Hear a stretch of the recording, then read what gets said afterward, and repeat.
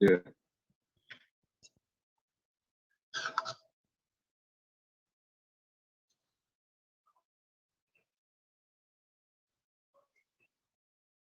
Like, do you have any kind of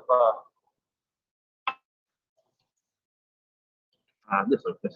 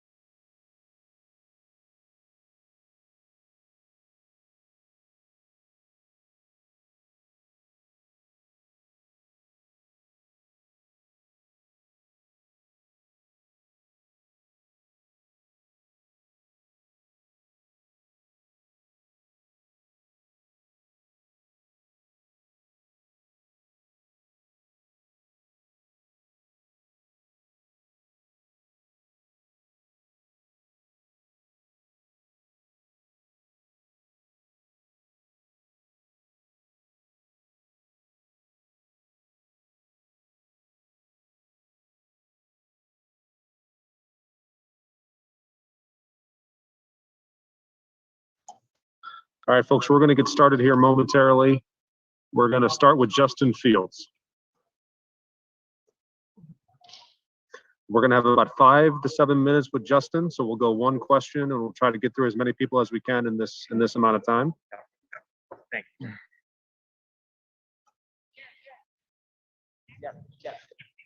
All right, let's start out with Bill Rabinowitz from the Columbus Dispatch. Hi, Justin.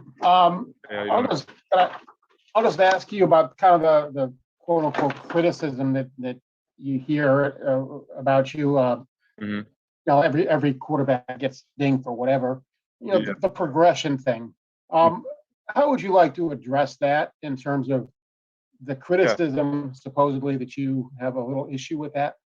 I mean, there's no issue because, you know, I know what I do on the field, you know, to me. So, I mean, just to pretty much explain it, we have different reads. So we have a lot of reads where they're pure progressions or across the board reads where I'm going 1 to 2 to 3 to 4. And, you know, what I have to say to that is, I mean, to be honest, we have some of the best receivers in the country. So if my first or second read is there, I'm not going to pass up that first or second read to get to the 3, 4, 3 to prove that I can read, you know, past my first or second read. I'm just not going to do that. That's not going to put my team in the best position to win. That's just proven to me, and that's just being selfish to, you know, show people that I can do it. But at the end of the day, those people don't matter. Those people don't determine if we're going to win the game or not. So that's pretty much what I have to say to that.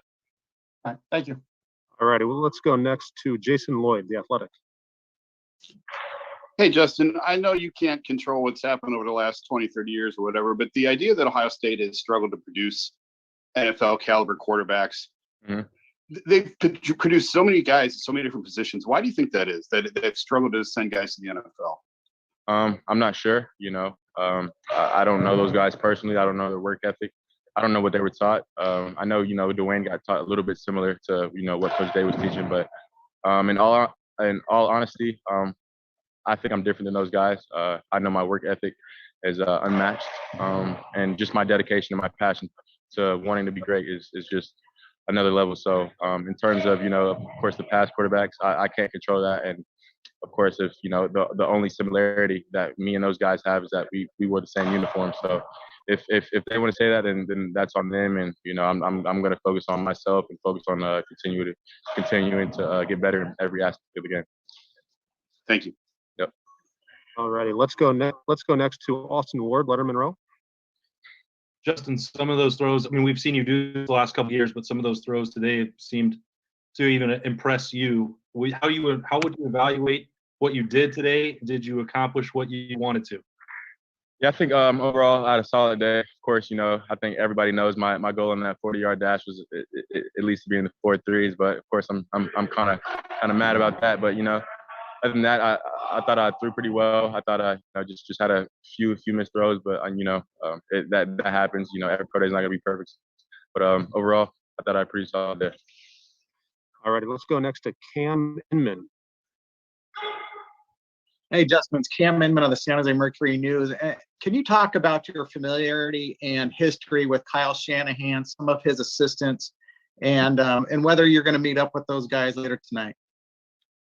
No, I don't think we have plans meeting later tonight. I'm probably just going to go out to dinner with some of the guys who just finished the pro day. So we're just going to get together because, of course, this process has been long, has been, you know, tiring, so to say. We just been working, so it's finally good to know that, you know, we get a little bit of time to rest. So yeah, but you know, just going back to collective, I remember, you know, Coach Shanahan being a great coach, great quarterback coach, in terms of, you know, emphasizing to keeping that base in the pocket. So he's a great offensive minded coach and arguably one of the best coaches in the league. So, you know, it's just an honor and a blessing to even be in that position to be looked at by them. So I'm just grateful.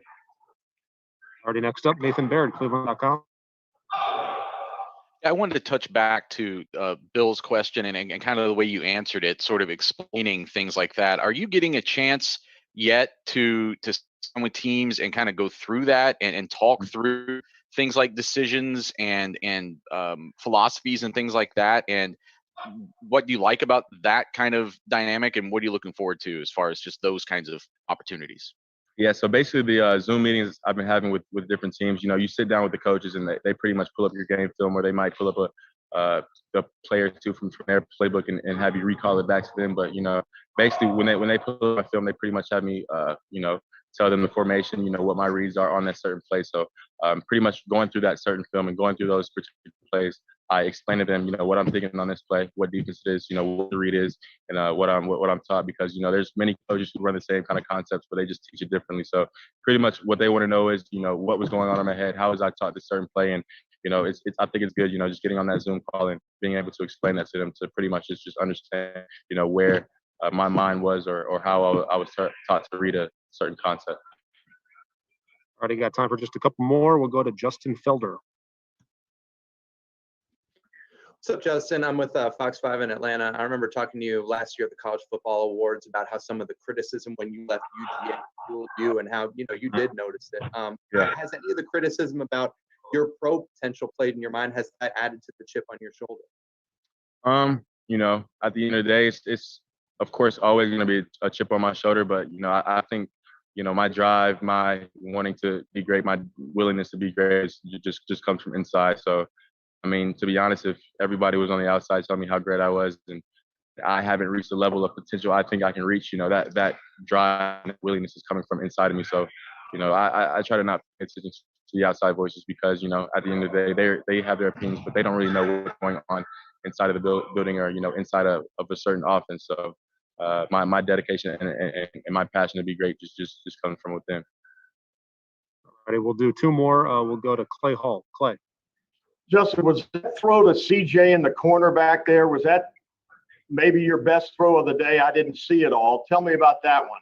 Mm-hmm. Yes, sir. We were just pretty much showing me escaping the pocket and, getting my hips turned. But it was definitely one of the top throws of the day. And, of course, CJ is a great receiver, just a great person all in all, just, humble, just a leader and just a guy you want on your team and a guy you want to be around. So, of course, I think that was one of my best throws of the day. Of course, I think I had two good go routes on the outside to Chris and Garrett. But I think I had, a lot of good throws, but that was definitely one of them.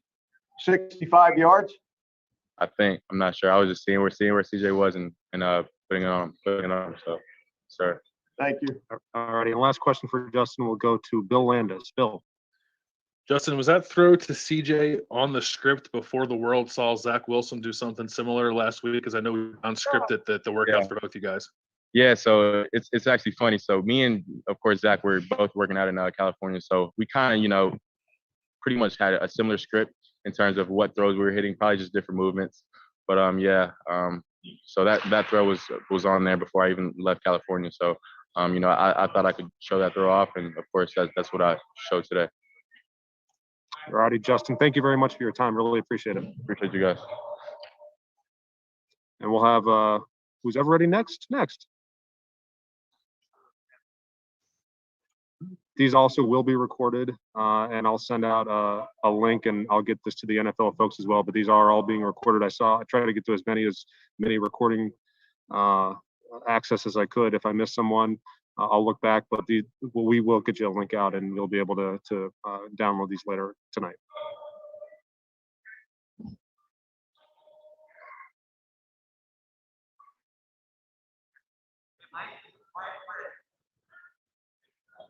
All right, next up is going to be Wyatt Davis.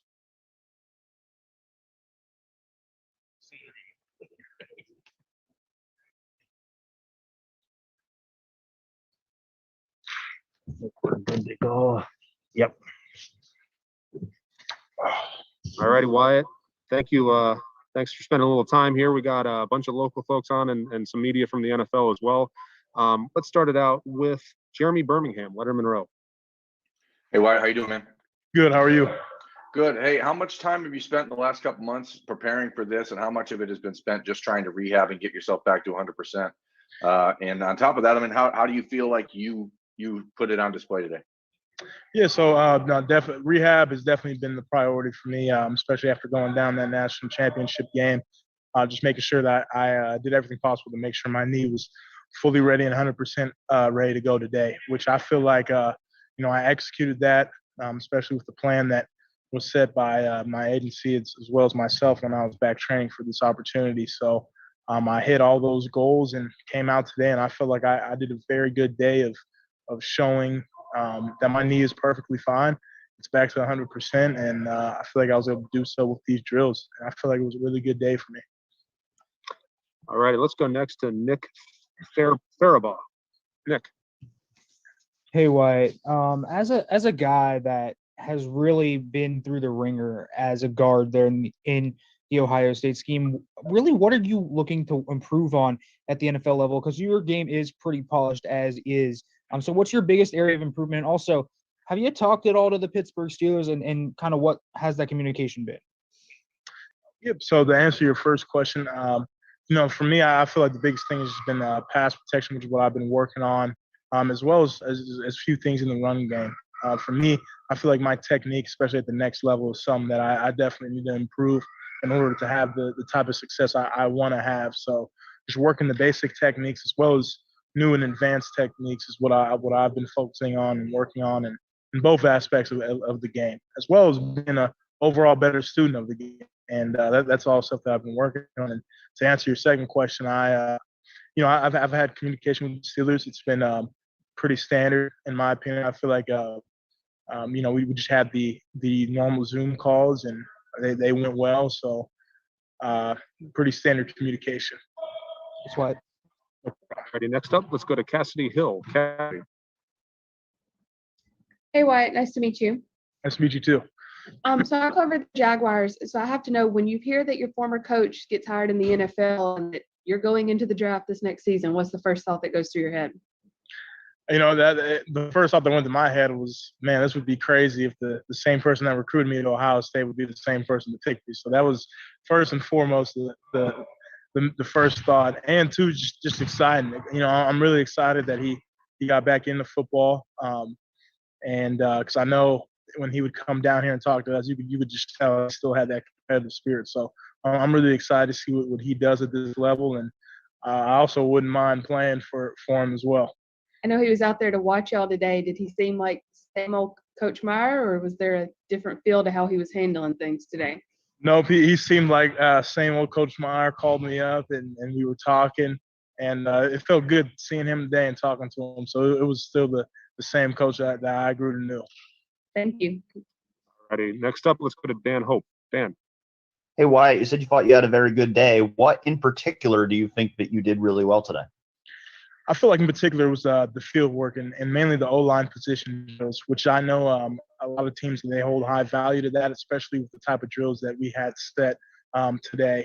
And there was all drills sent from the NFL coaches themselves, what they wanted to see. It was all excuse me. Sorry about that. It was all short change of direction, which I think is stuff that is really important for my position specifically, because we work within a short space. So I feel like my change of direction was something that I really put off today. Any numbers you put up today that you were particularly proud of? Yes, with my bench, I'm pretty happy with 25. I did 25 reps today that were counted. All right, we'll go next to I'm going to butcher this name. The Bills beat.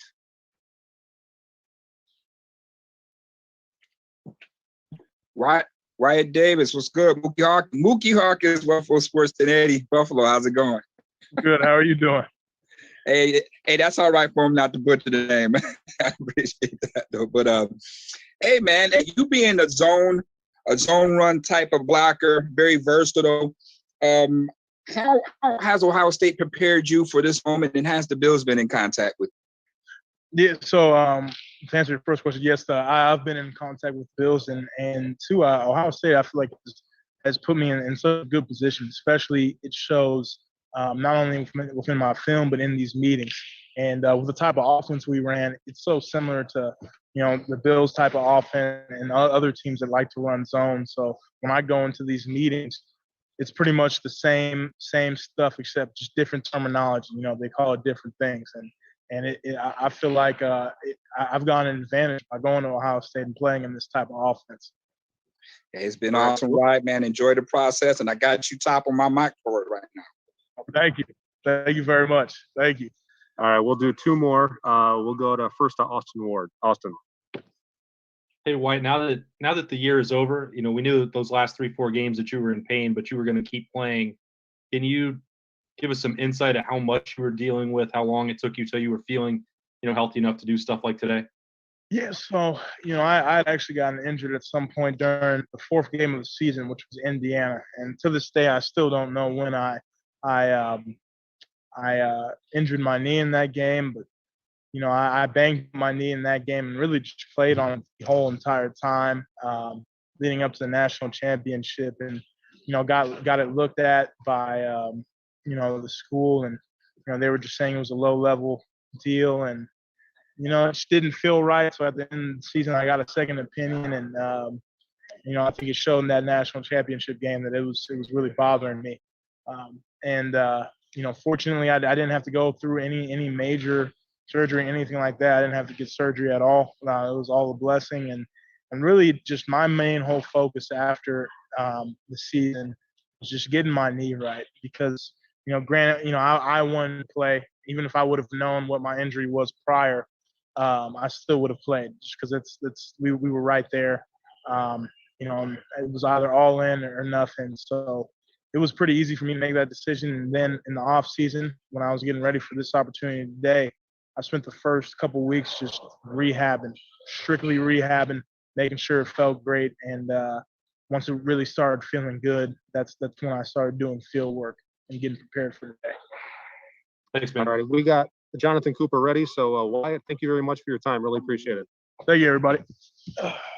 And next up, we'll go with Jonathan Cooper. Good job, Wyatt.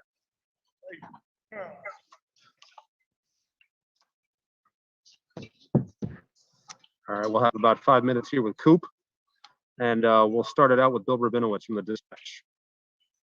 Hi, Jonathan, saw you were working at linebacker some today. Could you kind of discuss that thought process and where do you see yourself in the NFL? Yeah. Well, obviously I've been playing defensive end throughout my entire college career. But with all the teams I've basically been talking to, they kind of see me as a outside linebacker, Sam type position, which is my body type. And I just wanted to make sure I show the scouts and everybody that I can play linebacker and that I feel really comfortable in space, and I'm ready for the next level. I see myself playing Sam or outside linebacker, especially in the 3-4 defense. Thank you. All right, let's go next to Tim May. Tim. Yeah, Jonathan, how long have you been focusing on that aspect of showing them not only that versatility, but that you can actually play that? Has that been a focus for the last 3 months? And why did you go down that route, I guess? Yeah, it's definitely been a focus for me the last 3 months. And it's basically a focus, like I said, I haven't really shown too much of that on film. I mean, obviously some areas in game tape, I'm dropping back, covering the back, or even dropping back some, but just that I can do it consistently throughout a whole entire game. I want to make sure that the scouts know that I can do that, that I'm ready for it at the next level. All righty, we'll go next to Patrick Murphy, 247. Jonathan, what was the thing you felt you did best today, and maybe something that you felt like you needed to have done a little bit better? I feel like the thing I did best today was probably just showing my athletic ability throughout D-line and linebacker drills. I feel like if anybody watches that tape of me, they really see that I'm a football player and that I can adjust to anything. As far as things I feel like I could have done better, I feel like my start coming out my 40 could have been a little bit better. I don't know exactly what my time was, but I just felt like I could have got out a little bit faster on that. And then I also wanted to get 30 reps on bench press, but didn't get it. So I was close, but didn't get it. All right, let's go next to John Shipley. Hey, I just want to ask, Coach Myers up in Jacksonville now. I just want to ask, kind of get your impressions on how you think he'll do at the next level and how interested you would be maybe with getting, paired with him once again. Well, first of all, I would love to reunite with Coach Meyer down in Jacksonville. I feel like that would be amazing, and I would do whatever he asks of me. I think he knows that from coaching me here at Ohio State, and I don't see Coach Meyer not being successful anywhere that he goes. So I think he's going to kill the NFL the same way he killed college, and I think he's going to turn the whole entire program around. Hey, thanks, man. I appreciate it. Thank you. All righty. Next, we'll go to Michael Kinder. Michael. Hey, Jonathan, Michael Kenner from Overtime Fantasy. Being named the captain for the last 2 years in the Ohio State proves that you're a natural leader. How do you plan to transition from being one of the most experienced players on the field to being a rookie? Well, rookies come in, and I've never played in the NFL at all. And so my whole entire thing is just learn from the people who have been there, the pros there, the guys who have been there long, who are doing exactly what I want to do, and just focus on them and just take their lead and then kind of transition to my own. I'm not coming in thinking that I'm going to be a captain off rip. No, I have to learn from these guys and develop it and keep being the leader that I am, but take from them and basically just study from them. That's basically it. All righty. Last question for Coop. We'll go to Brendan Gulick. Brendan. Hey, Coop. Hey, I guess I'm curious, looking forward for you now. You've done all this work to get up to getting ready for this day, and there's got to be this emotional high of it's here, you go out, you give it your best, you compete hard, and now some of this stuff is taken out of your control over the next month. But what can you do to try and get better before draft day? Yeah, I plan to stay here right in Columbus and work my tail off, honestly, and get ready for OTAs and get ready for either personal workouts or a practice and get ready for a rookie mini camp. Honestly, I don't take my foot off the pedal at all. Obviously, this first chapter is done, and but for the next month or two, I'm going to be working out here with Coach Mick, getting stronger, faster, get back into more of a football mode, and be the best that I can be still. Keep getting better every single day. Just because pro day is over doesn't mean I stop. So just keep going. Good luck to you. Thank you so much. All right, Coop. Thank you very, very much for your time, and we'll talk to you soon and appreciate everything. Yep. Thank you, guys. We're going to bring in Tommy Togiai next.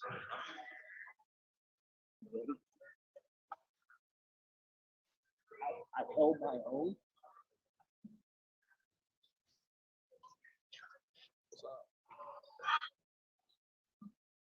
All righty, Tommy, thank you very much for spending a little time here. We'll start it out with Spencer Holbrook. Tommy, you gave the bench record a good run. At what point did you know that we're going to be able to get to 49 or 50? I mean, it's kind of just like just going off the feeling. I mean, you can't really tell from like when you just in the moment, like how many you're gonna get. It's kind of just feeling on your body, I guess, like the stamina kind of hit, kind of fatigued, hit in. But I mean, kind of a little disappointed. I feel like maybe I could do more, but 40 is a good number, and I'm okay with that. So, thanks. All righty, next up, Whitney Harding. Whitney. Hey, Tommy, along with your bench press number, you obviously were raising money for a cause today. What went into that decision for you, and how do you feel it went? I think it went great, and shout out to the Life Sports for us reaching out with my agency as well, reaching out with them, making this happen. I wanted to be able to give back to the kids that cheered me on while I've been here and give back to them so they can have a chance to play sports that they love, that I had a chance to when I was a kid. So, really happy with what went on and people who donated. I appreciate the donations and everything that's going to it. Thank you. All righty, next up, Nathan Baird. Nathan.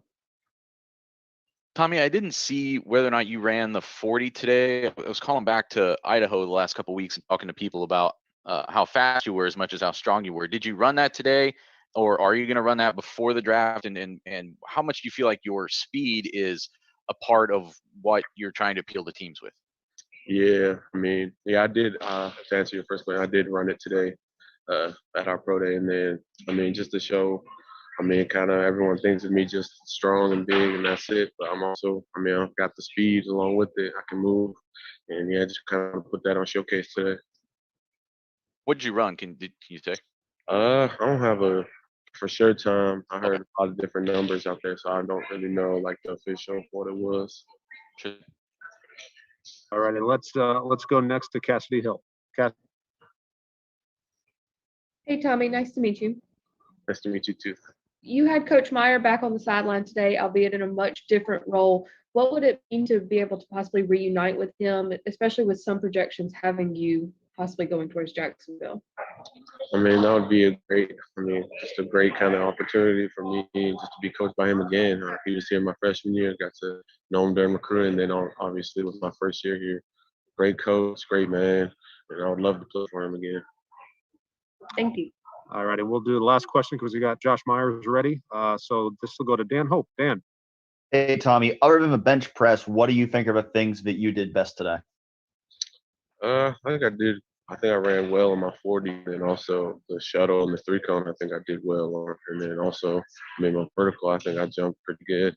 And then, I think those are probably the best things I did today. And then along with the position drills, I felt pretty good during those.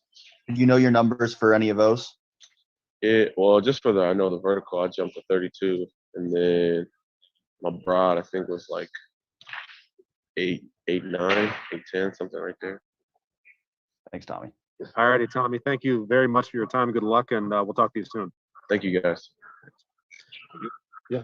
Josh Myers up next.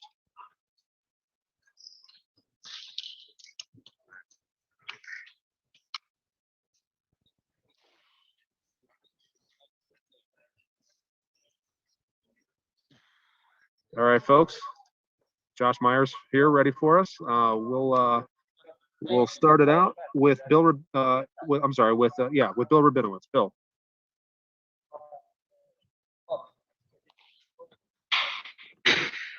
Oh, okay. And Josh, Play Hall. Lead us off.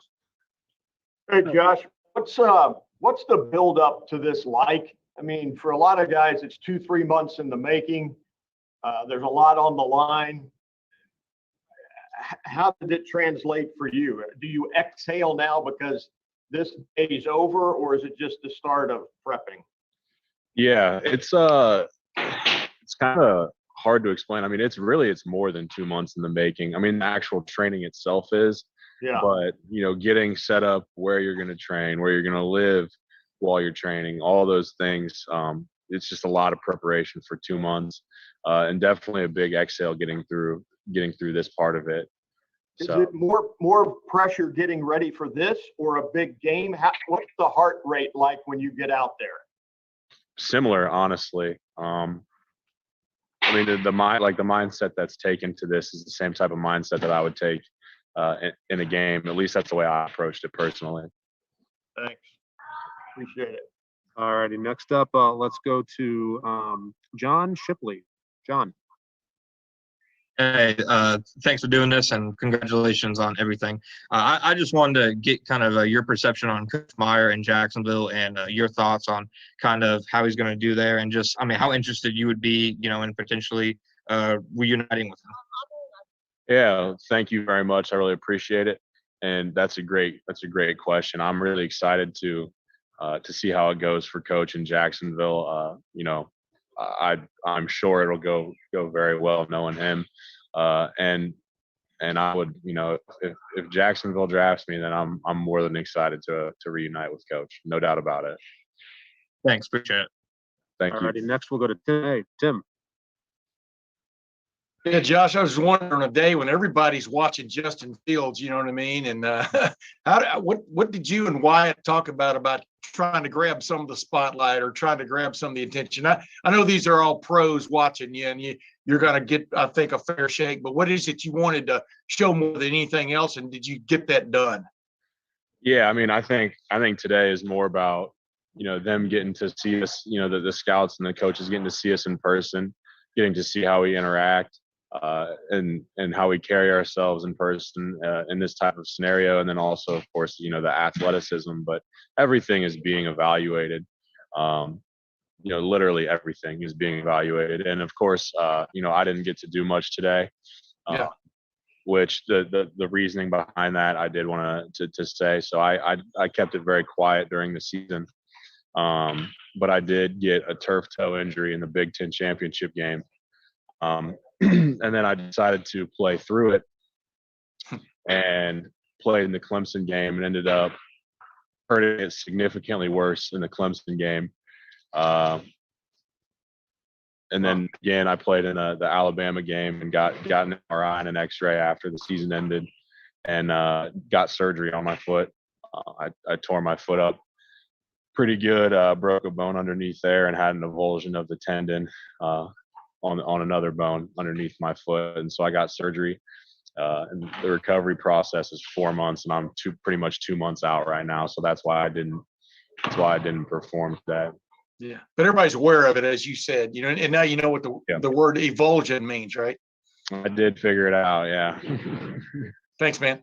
Yeah. Alrighty. Let's go next to John Shearer. John. Hey, how are you doing today? I'm good. How are you doing? I'm doing pretty well.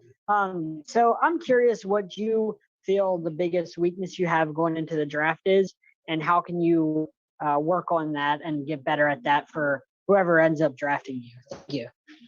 Yeah, that's a great question. Thanks for asking. I think my biggest weakness right now, I think I get myself in a bad position sometimes at the second level.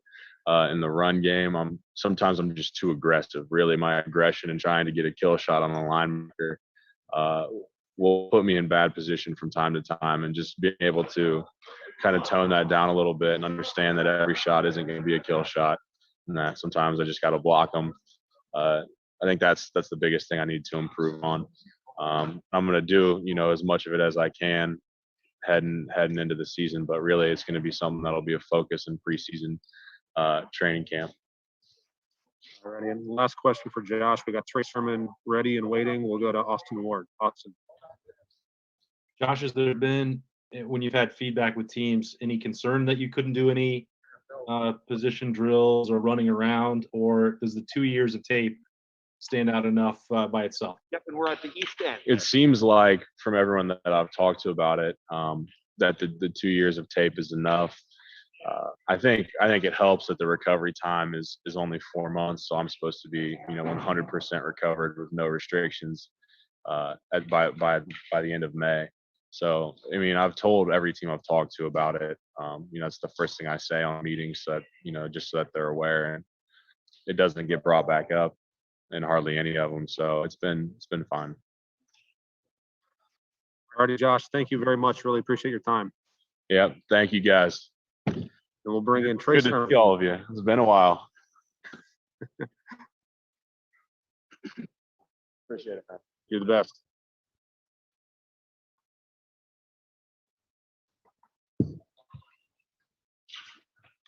All right. Trey, thank you very much for joining us. We'll start out, Trey, with Dan Hope from 11 Warriors. Dan. Hey, Trey, I know that you were vertical jumping for charity today. Just how did that vertical jump go for you? How many inches did you get? I think I got 37. I was definitely shooting for the 40s, but I mean, I guess I didn't just warm up good enough. But I mean, I felt like I still did pretty good, and it was for a good cause. So that's all that matters. Altogether, how do you feel like you did today? I feel like I did pretty good. I mean, I showed what I'm capable of along with my game film. So, I mean, I'm happy with my performance. I'm not satisfied because I feel like I could have done better, but I'm still happy and I'm proud of what I did today. All right, let's go next to Nathan Baird, Cleveland.com. Thank you. Trey, can you kind of just revisit what the national championship game experience was like for you to be on such a high running into that game and then have that happen the way that it did, and then also just how it affected, how you felt it affected your draft status, which was also rising at the time based on those performances, and how you've had to kind of answer that in the last couple months? It was pretty tough. I mean, just not being out there on the field, and I mean, again, just knowing how well I prepared for that game. I mean, it was the biggest game of my life, and I was definitely ready for it.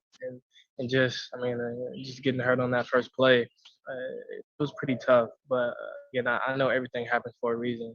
And as far as my draft status, I mean, I feel like it wasn't really that significant of an injury to where, I mean, there should be a concern. And at the end of the day, I mean, all they have to do is just click on the tape and see me playing at a high level. So, I mean, I'm not worried about it at all. All right, and next, let's go to Nick Faribaugh. Nick. Hey, Trey, something about your game other than just the bruising power style and physicality you play with is kind of how good you are laterally. How have you trained that lateral movement? And kind of with your movement skills, what are you looking to improve upon? And also, any contact with the Pittsburgh Steelers and kind of how have those conversations been? Just improving my lateral movement. I mean, just constantly working on drills where I have to change direction and just constantly just manipulating game-like situations where I have to apply it. And that's kind of what I work on with my position coaches. And I have met with the Steelers, and I felt like the conversation went really well. I mean, we had some good talks, and then they definitely said that they like my game. Thanks, Trey. Ready? We'll go next to Whitney Harding. Whitney?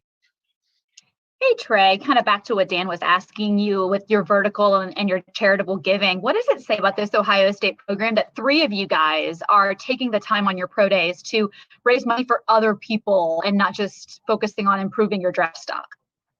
It says a lot. I mean, just the type of guys we have in this program. I mean, great character guys, and it just speaks a lot just to know that. I mean, we're really not just focused on ourselves. I mean, we're focused on something that's bigger than us, and a big cause.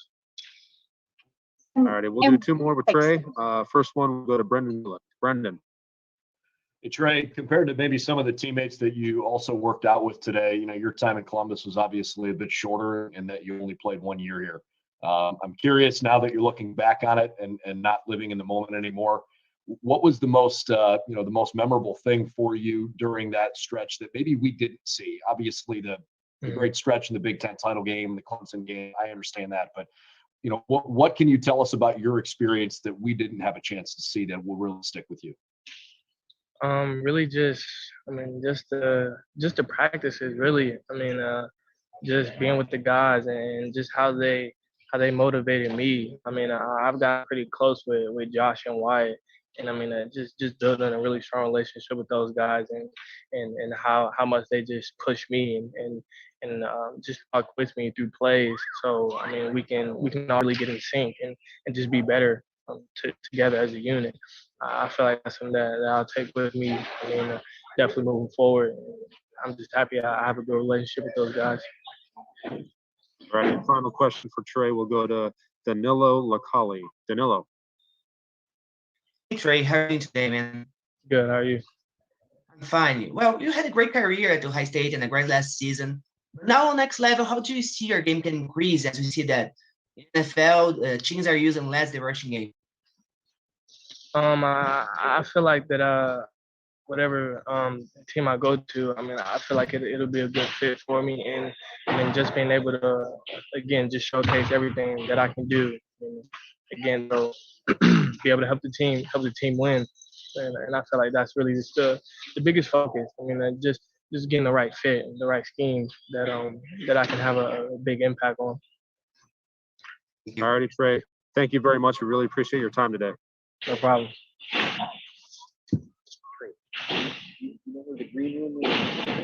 We're going to have Coach Day spend about 10 minutes with you here shortly. As well. You can go right through the basketball. Okay. And take, yeah. Thank you.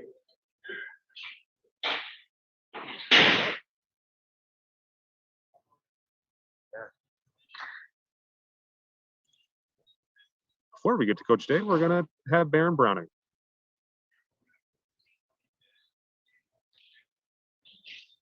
Look for us.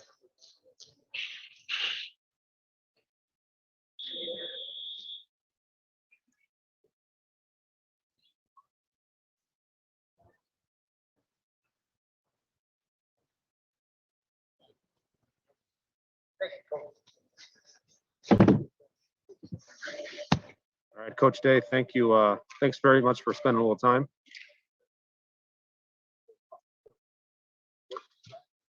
All right, we'll have about 10 minutes here with Coach Day. We'll start it out with Dan Hope, 11 Warriors. Dan, lead us off.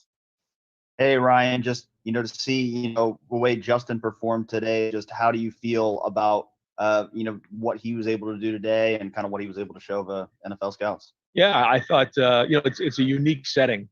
Not very often you have anything where you're just out there with nobody but over 100 NFL personnel in a quiet indoor where you're just kind of throwing the ball with no pads on. And then as time goes on, you start to get into a rhythm. But early on, it's always that kind of awkward quietness. And I thought he handled it well. I thought he threw the ball with accuracy, and then at the end, he really was kind of showing off. I thought, I mean, just driving the ball down the field with unbelievable accuracy, and anybody who was here got to see it, live and in color, just how talented he is. Alrighty, next up, Bill Rabinowitz. Bill. Yeah, I mean, how much have you talked to NFL teams about Justin and specifically the perceived criticism about the progressions and whether he goes through those quickly enough? Yeah, I mean, I haven't heard that from any of the NFL personnel that have asked me questions. I know there's some people maybe who are saying that in the media. I haven't spoken to them, but I think it's interesting. Certainly have a lot of respect for the guys who watch a lot of film and see things. I know that there's certainly some out there that don't watch a ton of film, and it'll be interesting to see as we get closer to the NFL draft actually where he goes, because what really matters is what the NFL GMs and presidents and head coaches and personnel people think in the organizations. And really at the end of the day, it's how well he does in the NFL. He's going to end up on a team, and then once he gets there, he's going to have to produce. That's what it comes down to. But some of the stuff that I have read offhand doesn't seem to fit to me, but that's something that'll be, worked out as we move forward. Thank you. All right, we'll go next to Austin Ward. Austin. Ryan, it seems like the one rolling to his left, the deep ball to CJ, is the one that people are latching onto as the big highlight from the day. Did you think that was Justin's best throw? And can you describe, as a former quarterback and quarterback's coach, why it's so challenging and more impressive? Well, yeah, as a former quarterback, I probably would have broken my hip trying to throw that one, going to his left and throwing it. I might have gone 75 yards in the air. I'm not sure. It just goes to show you how accurate he is downfield. He's the most accurate down the field passer I've seen. And that was probably just the most impressive looking at it. But he threw some really nice throws in the seam, strong, powerful balls. I think when you see his arm strength, he can make a 30 or 25-yard seam route look like it's a 12-yard throw because of how strong he is. And overall was, he didn't just sit in the pocket today too, which I liked. His routine, he had to, throw off balance a little bit and have to move his feet, and which is good because he wasn't worried about being perfect. And he kind of was just trying to play the game in his own way, which I appreciated. Alrighty, next we'll go to Tim May. Tim. Yeah, Ryan, the Big Ten Network had a shot of you standing there talking with Urban Meyer during the Justin Fields workout. I'm just wondering, were you asking, do you want to reconsider that number one pick, et cetera? Just what was that conversation like, and how cool was it having him in the building in that capacity?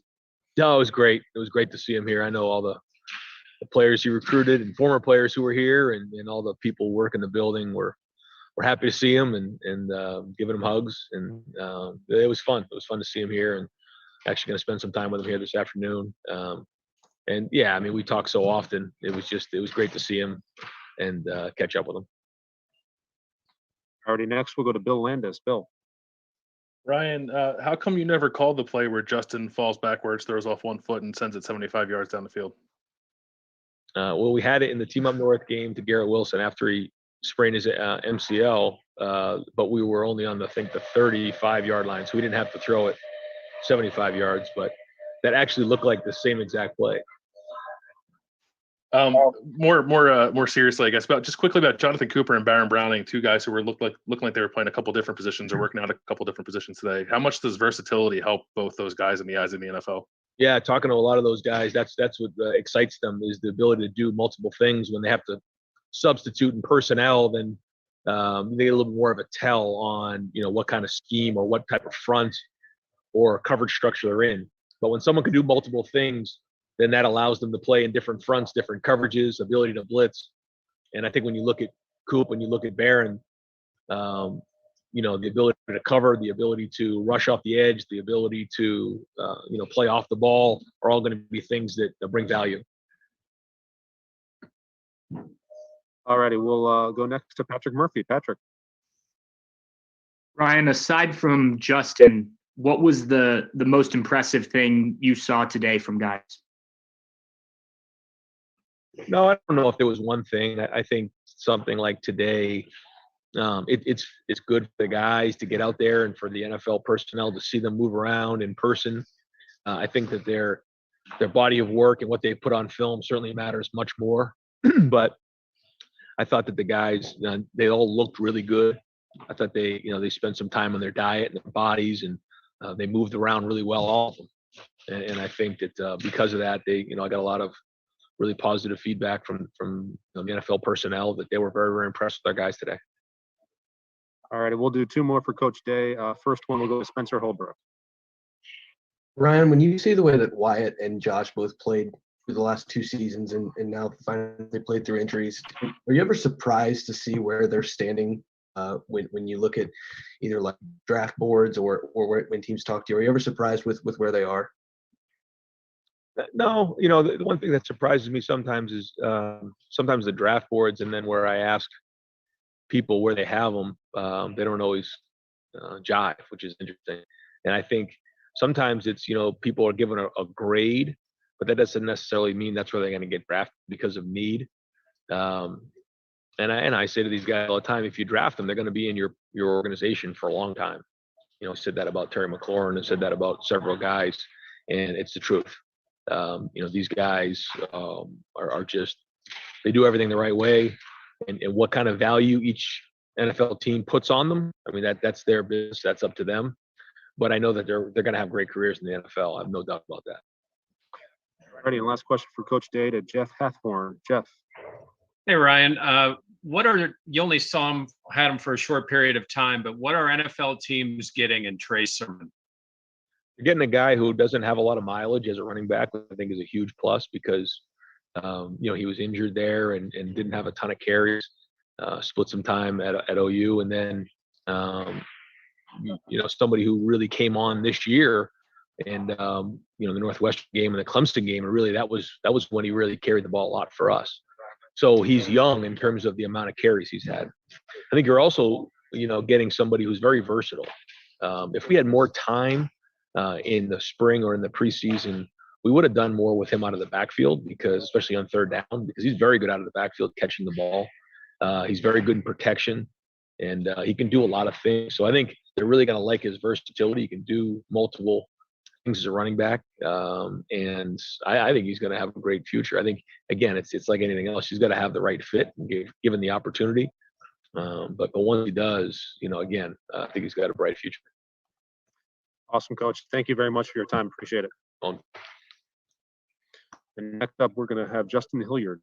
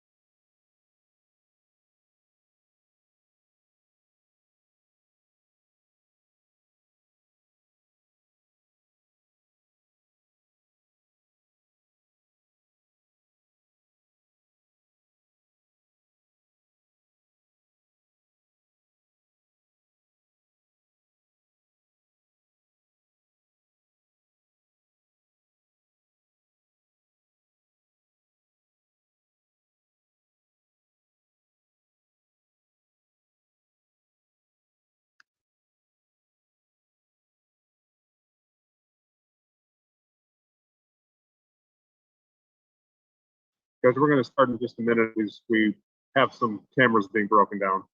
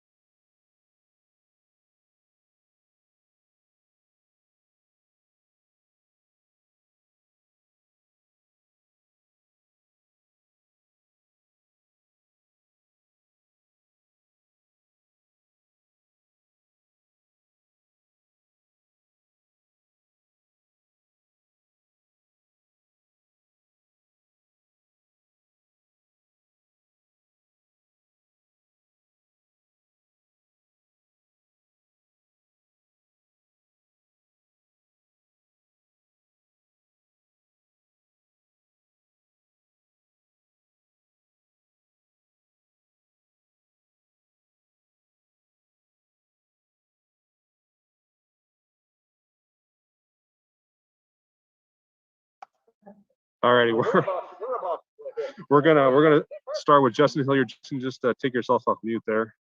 Yep, got There you. you go. Okay. All righty, Justin. We'll start it out with Jeremy Birmingham. Jeremy. And Justin, so I'm just curious, obviously, after the last couple of years of injuries, I mean, how much conversation is there with those NFL teams in these last few months about where you're at now and how much digging have they tried to really do in your background? Because obviously the last season was your most productive and obviously the one you played the most. Yeah, that seems to be kind of a pattern after coaches get to know me. I've noticed a lot of them, obviously want to know more about my injury history. And honestly, what I tell them is, pretty much the facts and the obvious. I mean, I've had tons of injuries that kept me off the field, but I mean, the vast majority of my injuries have been to my upper body. I mean, 2 bicep tears. That's not going to affect me, really playing the game of football. And so, I mean, I've had just real honest conversations with the coaches, but I don't think that'll be an issue moving forward. All right, let's go next to Bill Rabinowitz. Bill? Yeah, Justin.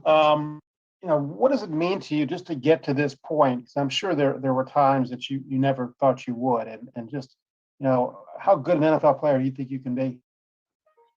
Yeah, it's I haven't really got the chance to really reflect since the national championship game. Yeah, it's special to be in this position I am just because I know everything I've been through. But I mean, at the same time, one of the reasons I was able to push through a lot of those all that adversity was because I never lowered my goal when I was injured and not on the field. I saw myself as working to be the best linebacker in the country, and so I'm gonna keep that mentality moving forward. And I think this is just a start for me. All righty, next we will go to Dan Hope. Dan. Hey, Justin, what do you think you did well today? Are there any numbers that you're particularly proud of from today? Honestly, I haven't even got my numbers yet, so can't speak on that. But as far as the position work, that's something I feel like is one of my strong suits. And actually playing the game of football, moving around laterally, bending, things like that. That's something I know I can do at a high level, and I was glad I was able to show that. Thanks, Justin. All righty, next let's go to Mitch Stacy from the Associated Press. Hey, Justin. Your old coach is in Jacksonville now. I heard he was there today for Pro Day. Just what are your feelings about Urban moving to the NFL, and you think maybe you have an edge there when it comes to, getting some attention from the Jaguars? Really, I mean, we talked for actually a decent while today, but I mean, most of it really wasn't even about the game of football. Coach Meyer is one of the most influential coaches I've ever been with, and really we're just catching up on the time we missed together. But as far as moving forward, obviously, yeah, it'd be cool to play with Coach Meyer just because I know what he brings to the table and the culture he brings. But no, we didn't have any conversations like that. Well, he knows you, so do you think maybe there's an edge there for you? Yeah, I think he knows exactly, how I'm about, how I go to work every single day. I mean, Coach Meyer, when he was here, pretty much, ran the special teams. And when he was here, I believe I was the best special teams player in the country for 2 or 3 years straight. So, yeah, so he knows plenty about me. Okay. All righty, next let's go to Spencer Holbrook, Letterman Row. Spencer. Justin, when you entered this season, it was kind of like you were going to play another year and then just see where the chips fall. And now you're getting talked about with some pretty good draft grades. How does it feel just to know that this last year at Ohio State you really made worthwhile? Yeah, like I said, I really haven't had the time to fully reflect on it because, I mean, honestly, like I told you, my goals, this is where I expected myself to be. I didn't expect myself to be here 6 years and, go through some of the things I did. But I'm, feel so blessed to be in the position I am. But at the same time, this doesn't come as a surprise to me, and this is something I've been working on for a while. Alrighty, next up, Joshua Allen. Josh. Hey, Justin, how are you doing? Yeah, how you doing?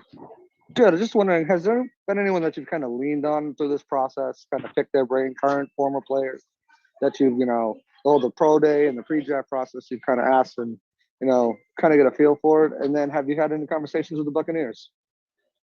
Yeah, so on the first question, just guys I've talked to, I feel like I have so many, some of my best friends are, some of the top players in the NFL.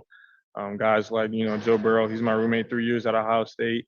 Nick Bosa, some other guys. And actually someone I've had a decent amount of conversations with was, Luke Kuechly. And he was someone that I've always looked up to because, first of all, we went to the same high school. And so not really had the same upbringing, but we had the same type of, foundation coming into college. And just to be able to pick his brain is, awesome because he knows so much about the game of football, knows so much about, how to better yourself in this process. All righty, and last question for Justin. Any communication with the Buccaneers? I'm sorry. Yeah, I've talked to him a couple of times. Thank you so much. Have good luck on the rest of your journey. Appreciate it. All right, Nathan. That's me. Justin, one of the numbers that we did see or hear for you today was 27 in the bench press.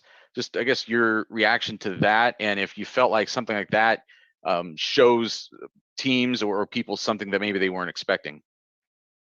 Yeah, to me, it doesn't come as a surprise. I was actually going for 28.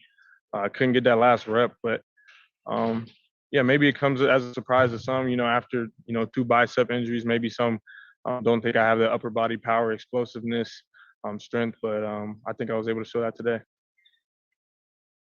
All righty, Justin. Thank you very much for your time.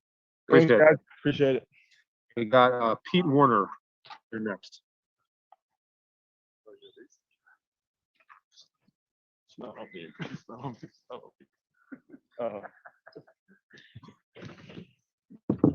right, Pete, welcome in. Appreciate your time. We'll start you out with Brendan Gulick. Brendan. Hey, Pete, congratulations on having a successful pro day. Give us an idea of the last couple months, what life's been like for you leading up to this moment, and how you felt maybe you performed today compared to your expectations. Yeah, so I thought it was a great day all the way around. I mean, you talk about 2 months of solid training just for days like this, position drills and these different shuttles and 40. But I was actually out in Pensacola training at Exos. I was actually with Trey Sermon and Baron Browning, so it was a good time seeing them. But it was all focused. It was hard work. It was grind with your diet. But I thought I came out here and used those days of those months of training well, and thought I had a great day. Okay, awesome. Let's go next to Mitch Stacy, Associated Press. Hi, Pete. Your old coach is in the NFL now. I heard that he was at Pro Day today. Yeah. Did you get a chance to talk to him? Yeah, I did. I talked to Coach Davis. A lot of the linebackers did as well. But we were just picking his brain. He's a great resource to have, being so close with him. But it was good seeing him, good talking to him, and very, very excited I got to talk with him.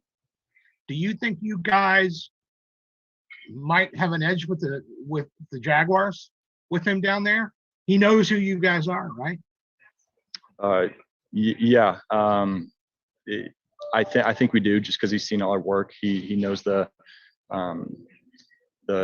culture here at Ohio State. He knows how we work. So I think that him seeing us today in person kind of it clarified it for the rest of his staff.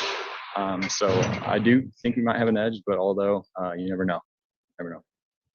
Thanks, Pete. Next up, let's go to Austin Ward. Austin. Pete, when you go through these meetings, how much conversation is there about different positions, and where do you think teams view you best at the next level?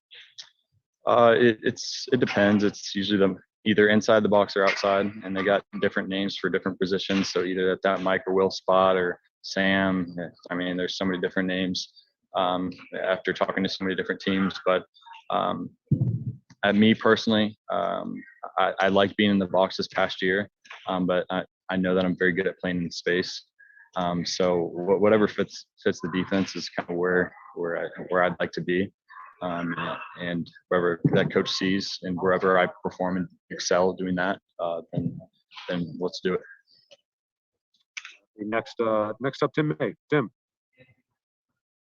Thank you, Pete. What are the couple of the most frequent questions you've gotten from NFL folks over the last couple of months? Any interaction you've had, and then number two, what would be that one game if you had them to watch you in one game display your skills, what game would that be from the last couple of years?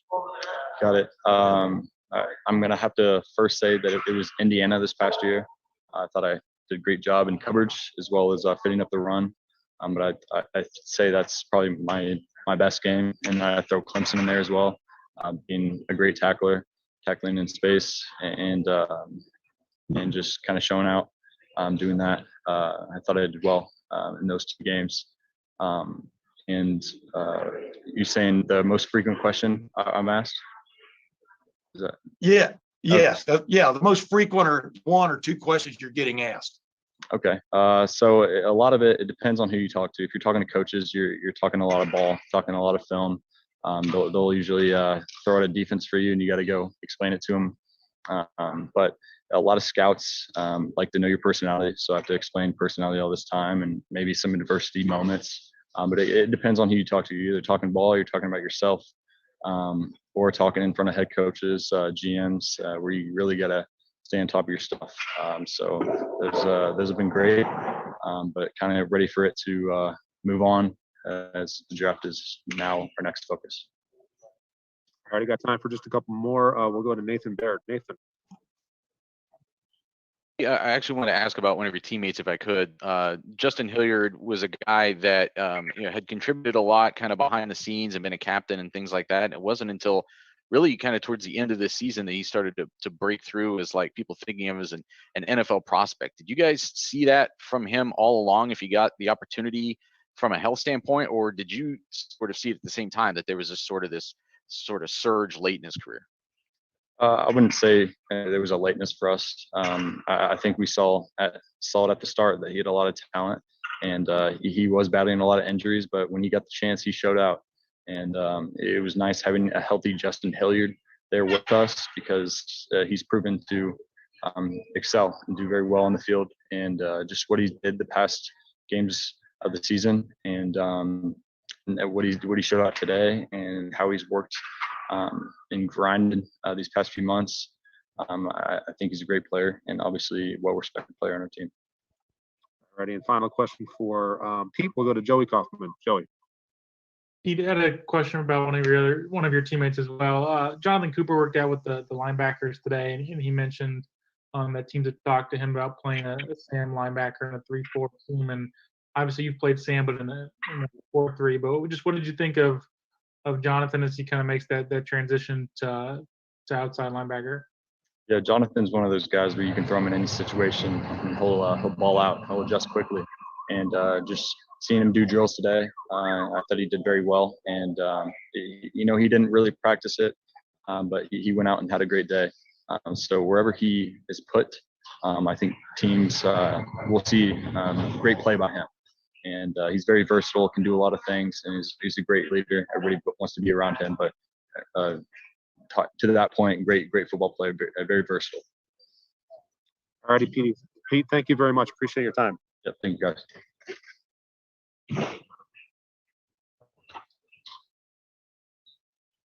All right, we're gonna get a little specialists for you.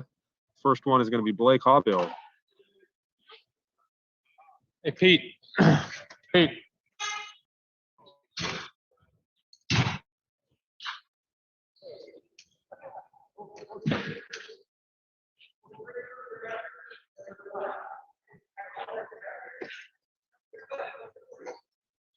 All righty, Blake, thank you very much for joining us. We'll start out with Dan Hope. Dan. Hey, Blake, just wanted to ask you, how tough was it for you finishing your Ohio State career the way you did with not being able to play in that national championship game, and kind of how did you get past that?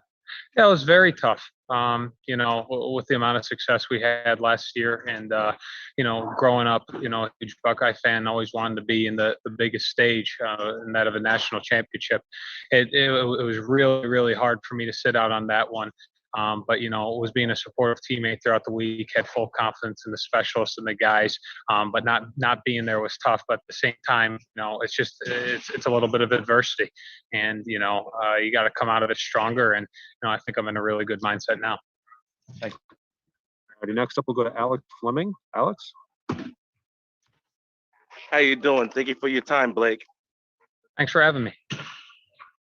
So Ohio State made it to the championship game, lost against Alabama, but you were able to beat Clemson, who beat you guys last year.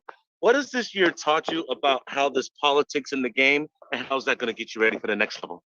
Yeah, I obviously missing the national championship. Like I said, it was some personal adversity, but we experienced a lot of difficulties throughout the year with not being able to play at times.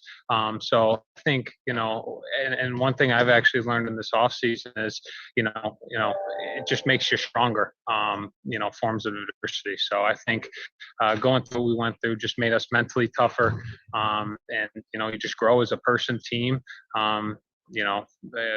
Kicker, whatever your position is, you just grow. All right, let's go to Nathan Baird. Nathan. Blake, you obviously dealt with some injuries throughout last season as well. Just how did those mend up? How are you feeling now? And what went into getting you, I guess, back to the health that you want to be at? Oh, I'm feeling absolutely fantastic. Was hitting the ball great today, probably better than I ever have. It was awesome to be out there. I'm 100% healthy. And, I think part of it's just a mentality, knowing you're going to come out stronger on the other side, and absolutely felt great today. Already stuff for Blake. We'll go to Patrick Murphy. Patrick. Blake, you said you did well today. They didn't show the special team stuff on TV. How did you do? What were you kicking? Can you kind of take us through your workout? Yeah, no. So the workout started off with field goals. I was just warming up, doing my own stuff, and sort of went back. I went left hash, right hash, left hash, right hash, 5 yards at a time, all between like 30 and 55 yards. I thought I was hitting the ball really well. Got great height, great contact. And I just really enjoyed being out there. Whenever you're back at a place like this, and a place you spent so much time at, going out there and kicking on that field, it was just fun. I was out there loose, having a ton of fun. Doing what I love. Next up, we'll go to Tim May. Tim. Blake, what do you think they're looking for when they look for a kicker? Obviously, your record speaks for itself of putting it through the uprights and leg strength, et cetera, when you're healthy. But what did you think the NFL is looking for in a kicker? Because they go through a lot of them, it seems like, every year, if you follow my drift. Absolutely. I think the biggest thing for a kicker, and something that I work on constantly, is consistency. Being as consistent as possible, consistent swing, follow through, mindset, so you get consistent results. So that's been one thing I think teams looking kickers, and something that I'm constantly working on and attempting to perfect. Did you reenact the onside kick to Chris Olave just to show them you have that too? Didn't do that today, but that was definitely a special moment throughout their career. That was so much fun. Thanks, man. Alrighty, next up, Bill Rabinowitz, Columbus Dispatch. Blake, did you make all your kicks today, first of all? Yeah, I mean, I made a bunch of them. I think I started off, I don't know the exact number in a row I made, but it was somewhere like 8 to 10 with warm-ups and charting and everything like that. Missed a few, but came back, made a few deep ones. So not all of them, but certainly a majority of them. Okay. And can I ask you about Jake, who I assume is going to be your successor? What stands out to you about him, and what do you think about his future at Ohio State? Yeah, I think Jake's a guy who approaches kicking with a really good mindset. He's a really athletic kicker, and he's a guy who's willing to learn. So I think with all that taken into account, he's going to be a fantastic kicker here in the years to come. Right, thank you. Alrighty. And final question for Blake, we'll go to Jeremy Birmingham. Jeremy.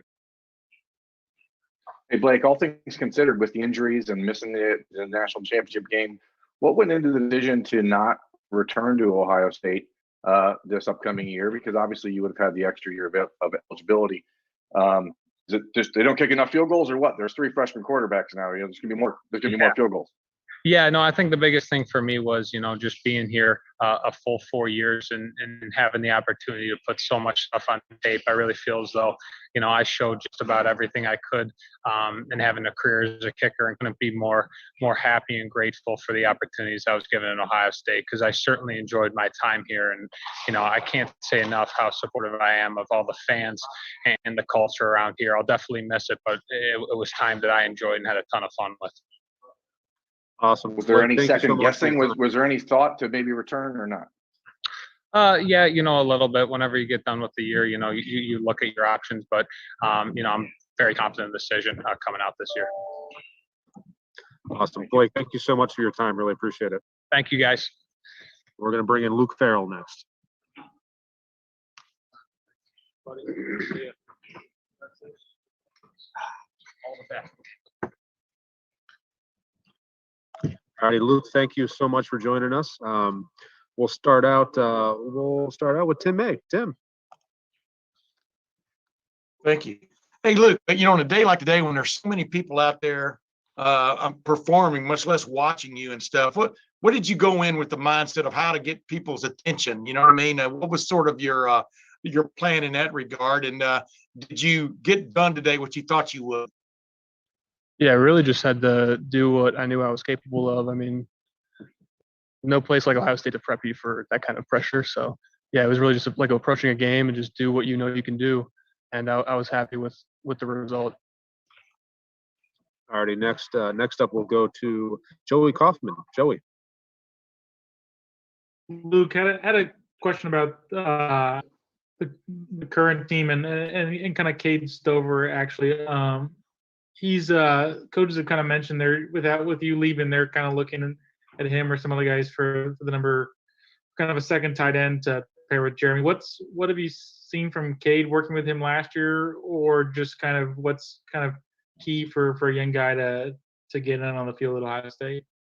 Yeah, Cade's a beast, and I think you'll find that out here soon. But I think it was tough him adjusting coming over from defense, but I think he's more than capable to fill in that spot, and I'm excited for him for sure to see what he's going to do.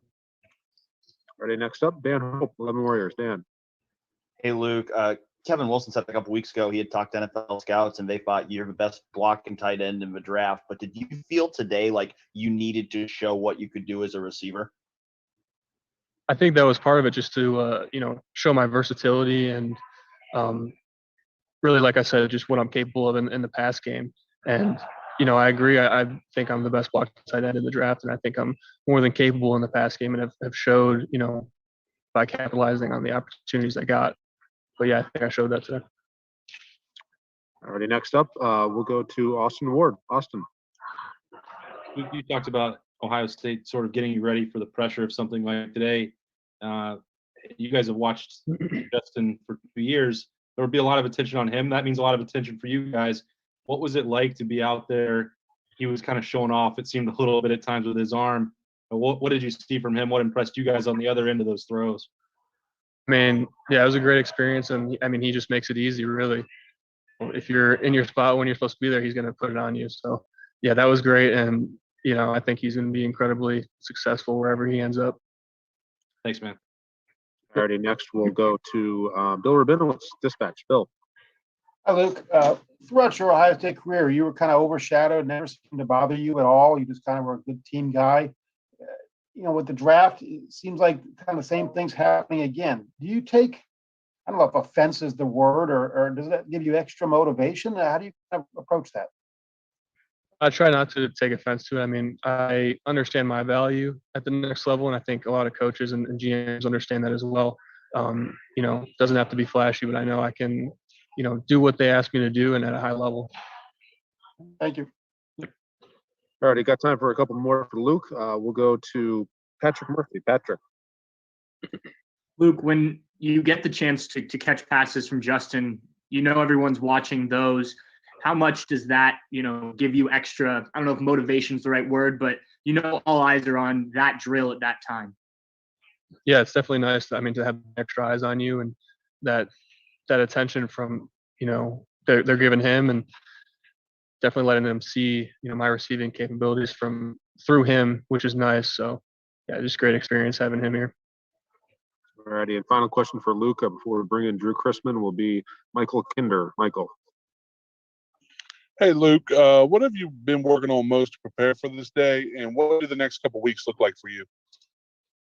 Really did a lot of preparing of, everything, the speed and strength stuff's big for, prepping for pro day and the bench and everything. But I also got, a lot of time and attention on skill work. I was doing 3 days a week of route stuff and a couple days down there blocking stuff with Duke Manyweather, who's like an O-line guru. So got some really great skill work down there as well.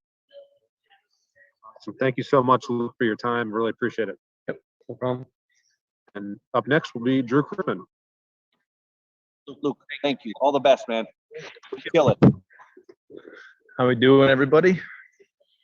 Drew, thank you very much for spending a little time with us. Yep. We'll start it out with Jeremy Turner. Jeremy. Good afternoon, Drew. Jeremy Turner from the Cold Front Report here. Question for you.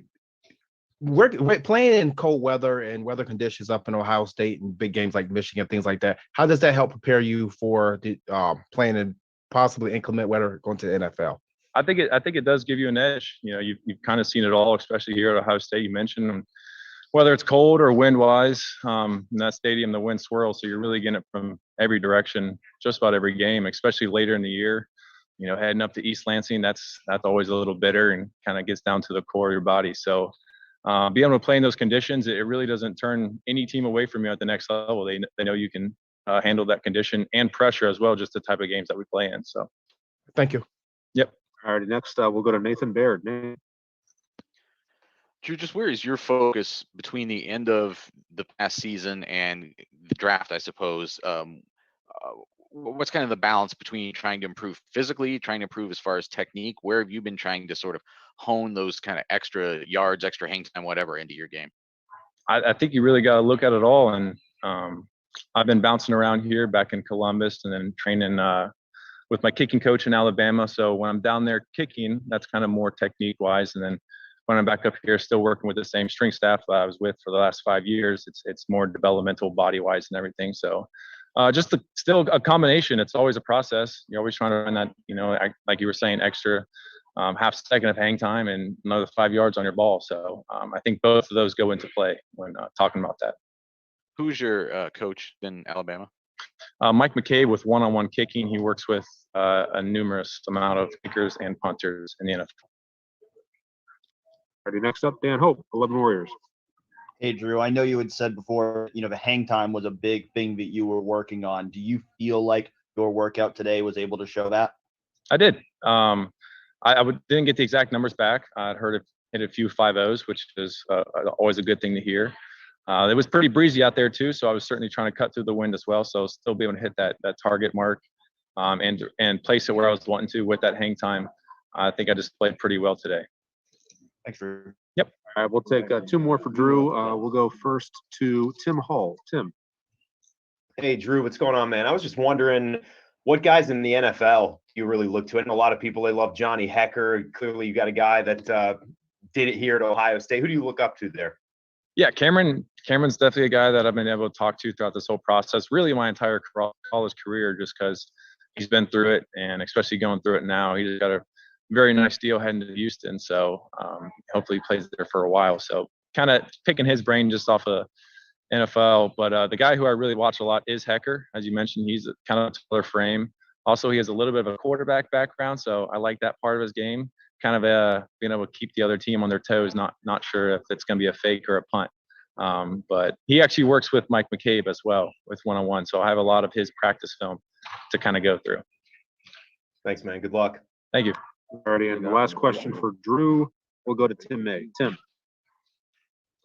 Yeah, Drew, do you think if you'd gotten to kick at Michigan State most of the games in your career, you might be considered the number 1 pick in this draft?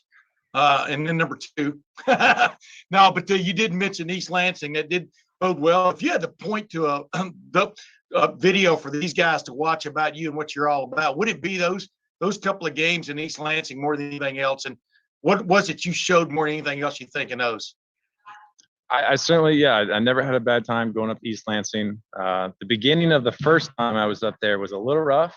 Honestly, kind of my favorite game just because of how it started and then kind of how I ended. So being able to show that I can bounce back from kind of a bad start there, you could say. That was probably my favorite game. But then this past season as well, it was not as cold this past time, but it's still East Lansing, so you're going to get kind of weird conditions. So never had a bad time up there. And not saying if I would have, punted up there, Justin Fields and I would be batting for at least number 2. But I don't know.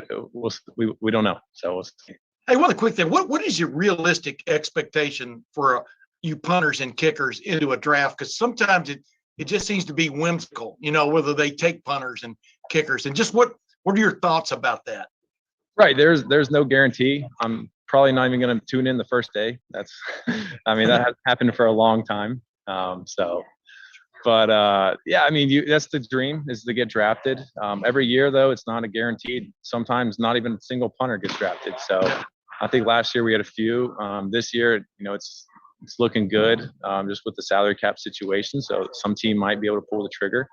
I hope they do. I was hope that I showed enough today that they would take a chance on me like that. But yeah, you kind of got to go into it getting ready to really compete for the job, honestly. So there's no guarantees, and I hope everything works out. So thanks, man.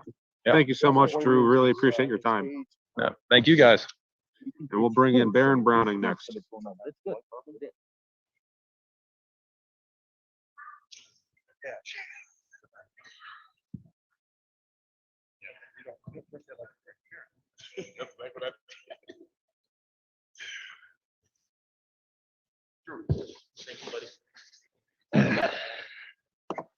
All right, Baron Browning joining us now. Thank you, Baron, for your time.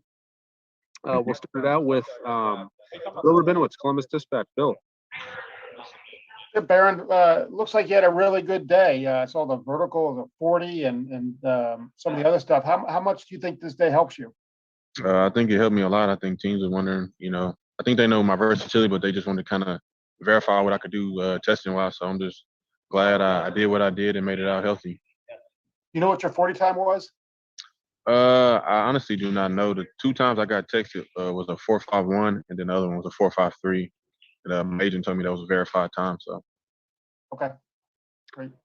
All righty, next up, we'll go to Nick Faribaugh. Nick. Hey, Baron, there was a shot on the broadcast showed you talking a lot with Mike Tomlin of the Steelers. First of all, how did those conversations go with Tomlin? And, how much communication have you had with the Steelers, and how would it be playing for them? I mean, I would love the opportunity to play for anybody that drafts me. And kind of when I was just talking to him, I was just kind of speaking. I had Zoom with them a while back ago, so I was just, speaking. That was pretty much it. And Baron, you're versatile. You've covered tight ends, man coverage, a lot of this stuff that you've done. How do you think that versatility helps you at the NFL level? I think it helps me a lot because it doesn't put me in a box. I think if I go into a system where they might have they get somebody in the one position they thought they wanted me to play, I can bump over and play another position. I have flexibility. So I think that's kind of why a lot of teams like what they see out of me. Thanks, Baron. Okay, next up, Jeremy Birmingham. Jeremy. Hey, Baron, how you doing? What up, Brian? Hey, living the dream. Hey, so here you are in high school, right? You're a safety. Then you go to Ohio State. You play for 3 linebackers coaches, three defensive coordinators. You play linebacker. You play defensive end. When you're in these interviews with these NFL teams, are they remarking about how much you've had to go through to get to this point, and how much do you think that that's helped you, just proving that you have the mental maturity that maybe people haven't gotten a chance to see? I think a lot of teams are aware of that. And I think even if they are, I just kind of explain to them what you pretty much just mentioned. Some people are fortunate enough to come in and make immediate impact right away. And for me, I was just kind of a guy who had to come in and, go through the storm, weather it, So I'm grateful. I wouldn't change nothing about my journey. It made me the man I am today and the player. So I'm forever grateful. And I'm forever grateful that, Coach Washington came in my life when he did. Greg Madison, I'm very thankful for them. Hey, good luck, man. Next up, we'll go to Dan Hope. Dan. Hey, Baron, what do you think is the single best thing that you were able to show today or do today? I think probably my vert shocked a lot of people. I think people kind of had an idea of what I would kind of run in the 40. So I definitely think my vert and my broad jump. I think What'd you have in a broad jump? A 10-10. So I kind of surprised myself in my broad and vert. Thanks, Baron. Thank you. Okay, next up, Brian DiArdo. Brian. Hey, Baron, congratulations on your pro day today. My question for you, I always like to ask recruits this. Was there a certain player that you watched growing up in the NFL that you wanted to emulate your game off of? Or if not, what current linebacker in the NFL would you say most accurately depicts the type of player that you want to be at the next level? Well, kind of coming up as a recruit, it wasn't really a linebacker I was watching. My favorite player is Sean Taylor. So I was able to just kind of watching his highlights trying to mimic him. Like Burn mentioned, I played safety in high school, so I want to play just like him. But kind of as I kind of grew older and I started playing linebacker, I started watching like Derek Thomas, Von Miller, Lawrence Taylor. So I started watching a lot of those guys. Awesome. Best of luck on the next level. Thank you. All right, next up we'll go to Martenzi Johnson.